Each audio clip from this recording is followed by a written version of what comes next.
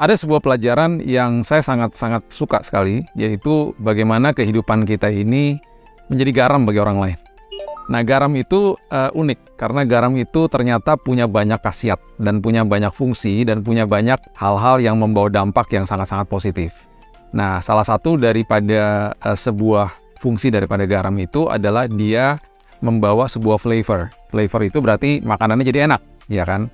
Nah, sebagai orang tua, ketika kita pulang ke rumah, pertanyaannya adalah apakah saya menciptakan sebuah atmosfer di rumah yang nyaman dan aman atau sebuah atmosfer yang tidak nyaman? Apakah ketika saya pulang semua masuk kamar? Anak-anak gak suka saya hadir. Istri saya bahkan juga gak suka saya hadir.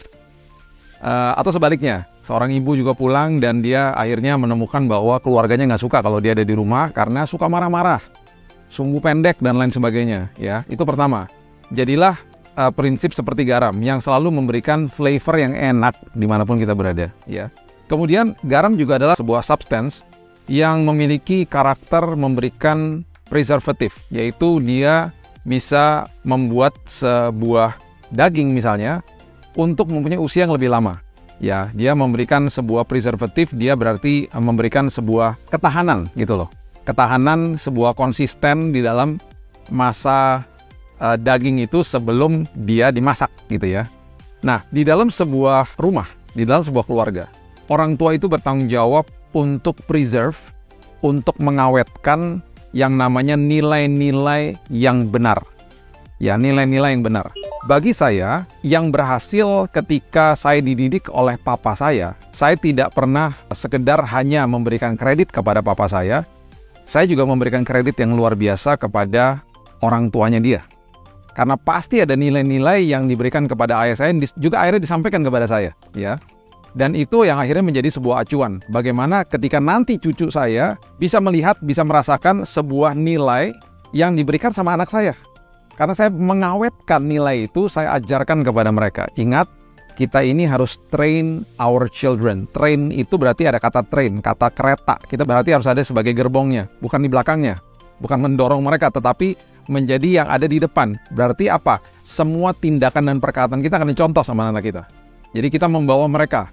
Jangan sekedar bilang sama mereka, ayo kamu sekolah yang benar, kita hanya mendorong saja, tetapi kita juga tidak menunjukkan nilai yang sebenarnya. Ayo datang ke rumah ibadah misalnya, kamu harus ibadah gitu ya. Sementara kitanya sendiri tidak melakukan hal itu. Kita sendiri juga nggak pernah mau belajar. Ayo kamu harus halus sama orang, kalau ngomong jangan kurang ajar. Sementara dia melihat kita marah-marah, maki-maki kendaraan lain atau pengendara lain di jalanan. Jadi hal-hal seperti itu harus diawetkan. Nah, kemudian garam juga selalu menjadi antiseptik. Banyak orang-orang yang ototnya misalnya lagi pegel, dikasih garam di zaman dulu ya. Saya percaya di sekarang ini juga masih begitu kok. Kemudian masuk ke dalam sebuah tempat pemanas, sauna lah. Dan akhirnya ototnya bisa jadi enak lagi. Karena garam juga menjadi sebuah antiseptik. Jadi kita juga harus tahu, saya ini harus membawa jawaban bagi anak-anak saya. Ketika mereka punya masalah dan lain sebagainya, saya harus jadi teman. Bukan sekedar sebagai orang tua yang begini-begini aja gitu ya. Nggak boleh sebenarnya sih begini-begini ya, saya nggak setuju ya. Kita harus merangkul anak kita. Kalau mereka salah, rangkullah mereka. Bahkan dulu saya pernah mengatakan begini kepada anak saya. Ya, dan berkali-kali saya lakukan ini. Kenapa sih dek kamu nakal? Apa yang aku bisa lakukan supaya kamu nggak gitu lagi? Langsung dia berpikir bahwa orang tuanya tidak berseberangan sama dia. Orang tuanya mengasihi dia. Ya, daripada kita gini, anak siapa kamu? Anaknya juga bingung. Ya, anak kamu kok nanya sama saya gitu ya. Jadi hal-hal kecil yang seperti begitu yang kita anggap kecil, akhirnya menjadi dampak bagi mereka ketika mereka bertumbuh dewasa. Jadi ingat, garam itu selalu memberikan rasa enak. Garam itu menjadi sesuatu yang mengawetkan. Garam itu juga membawa solusi bagi sekitar kita. Dan yang paling penting yang terakhir adalah garam itu selalu buat nagih. Kita kalau makan keripik asin pengen terus ya, nggak bisa stop kan. pengen lagi. Nah, harusnya kehadiran kita tuh buat nagih buat anak-anak kita. Ini kapan lagi sih papa mama kok belum pulang sih? Pah, mah udah di mana gitu ya. Bukan sebaliknya, aduh si papa mau pulang, aduh si mama mau pulang gitu ya. Itu harusnya buat terasa nagih. Dengan kehadiran kita mereka justru makin senang. Kita nggak ada mereka makin kangen gitu loh. Kan garam itu seperti begitu.